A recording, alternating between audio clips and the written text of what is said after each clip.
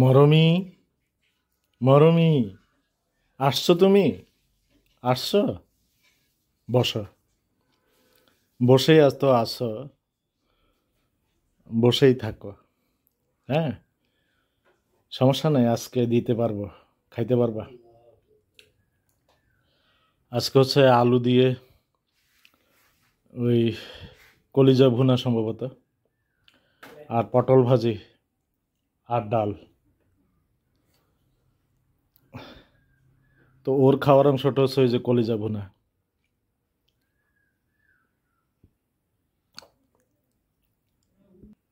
নাও।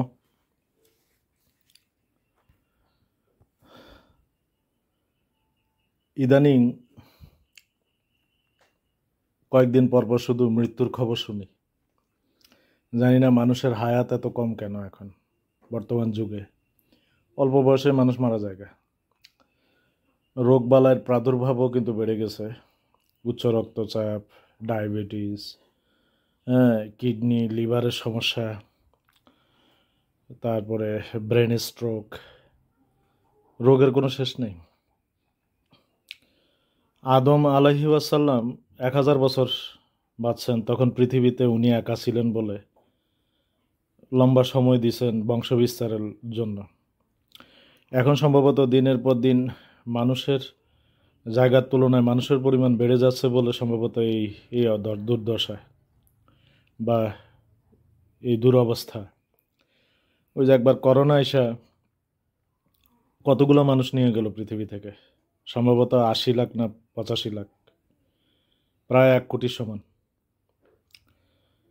এখন আবার এই যে বাংলাদেশে শুরু হইলো ওই যে চন্দ্রা বোড়ার আক্রমণ। হুম, আশ্চর্য ব্যাপার। বর্ষাকালের আবহ কিন্তু এটা, যেহেতু সব জায়গায় পানি বেড়ে যায়, তো সাপ উপরে উঠে উঠে আসতে চায়। ঠিক আছে, ভালো কথা, কিন্তু একই প্রজাতির সাপ পুরা বাংলাদেশে ছড়িয়ে ছিটিয়ে এটা কেমন জানি লাগে না, একটু অন্যরকম মনে হইতেছে। এখন এই উসিলা দিয়ে আবার কিছু মানুষ নিবে খোদায় পৃথিবী থেকে। সম্ভবত এটা মানুষ ছাঁটাইয়ের একটা ব্যাপার আর কি। ওই যে অফিস আদালতে যেরকম কর্মী ছাঁটাই চলে, মানে ব্যবসায়ের প্রবৃদ্ধির জন্য, ব্যবসায়ের অবস্থা, বর্তমান অবস্থাকে কেন্দ্র করে যখন দেখতেছে যে কর্মী এত কর্মী না হলেও চলবে, বা কর্মী ছাঁটাই করলে কিছুটা হলো আর্থিক দিক থেকে স্বাবলম্বিতা আসবে, তখন কর্মী ছাঁটাই শুরু হয়। এখন খোদায় মনে মানুষ ছাঁটাই করার পরিকল্পনায় আছে। একটা দুর্গতির পরে আরেকটা শুরু হয়, এটাই পৃথিবীর খেলা সম্ভবত। এভাবেই আমাদের বাঁচতে হয়, কি আর করা। ওই যে আজকে একটু আগে শুনলাম, ভাত খাইতে আসার আগে, তালাতো বোন জামাই মারা গেছে, আমার মেজো বোনের সম্পর্কিত আর কি। লোকটার বয়স কত, 50 থেকে 55 হবে, এরকম একটা বয়স। এই তো মারা গেল। বিদেশ করছে অনেক দিন, অনেক বছর, দেশে আসছে মনে 6-7 বছর হবে।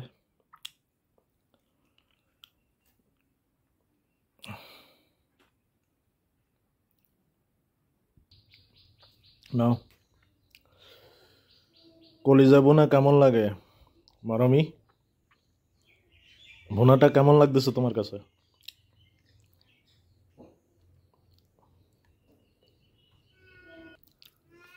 নাও, আজকের কলিজা বোনা দারুণ লাগতেছে মনে হয় মরমির কাছে। লাগারই কথা।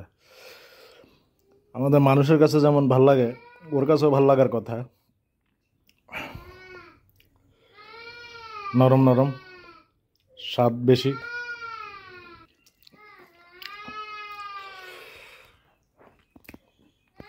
করোনার মতো আতঙ্ক চলতেছে মনের মধ্যে। প্রথম দিকে শুনছিলাম কয়েকদিন আগে আমার চাঁদপুরে মতলবে নাকি চন্দ্রাবোড়া অথবা রাসেলস ভাইপারের দেখা মিলছে। এখন আর একটু কাছাকাছি চলে আসছে। এখন শুনলাম আবার আজকে বলাখাল নাকি একটা ধরা খাইছে।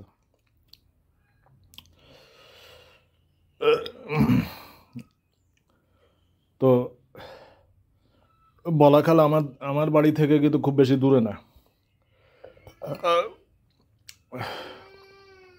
3-4 কিলোর পথ। তো আমার এখানে আসতে কত সময় লাগবে আর? এখন মানে একটা আতঙ্কগ্রস্ততা কাজ করতেছে।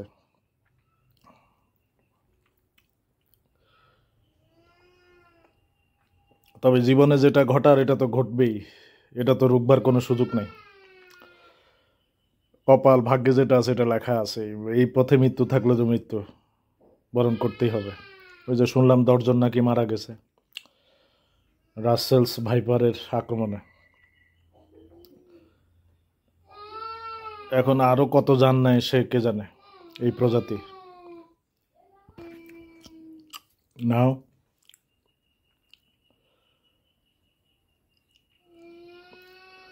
মরমি,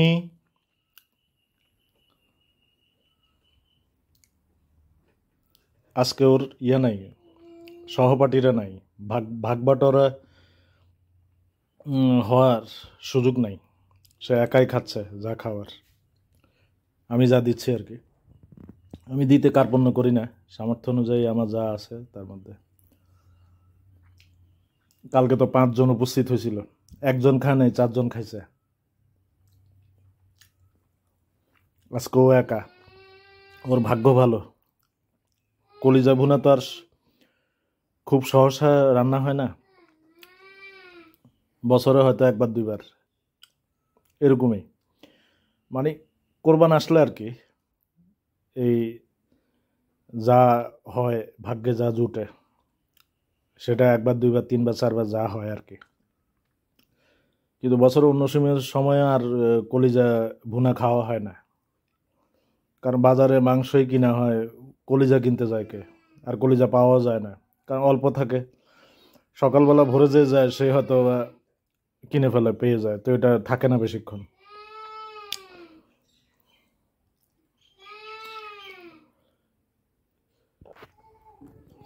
এই যে নতুন আমদানি,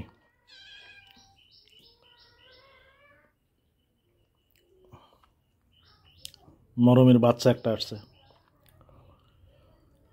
এদের নামকরণ করি নাই,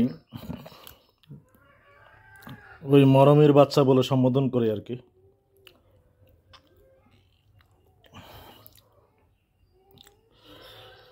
ও আয়সা খাইতে পারছে, ওর মায়ে কিন্তু কেড়ে খাইতে পারে নাই, এমনভাবে দিছি জোগান মতো পড়ছে আর কি।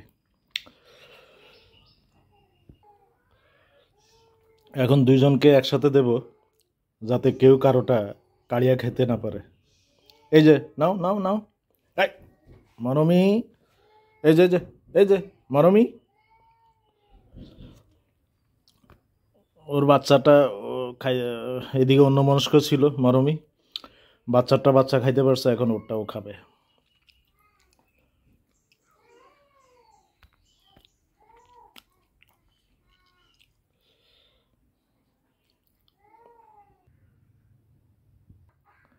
মরমি, যাও যাও, খাওয়া শেষ, যাও যাও বাবু যাও, খাওয়া শেষ, এবার বিদায়।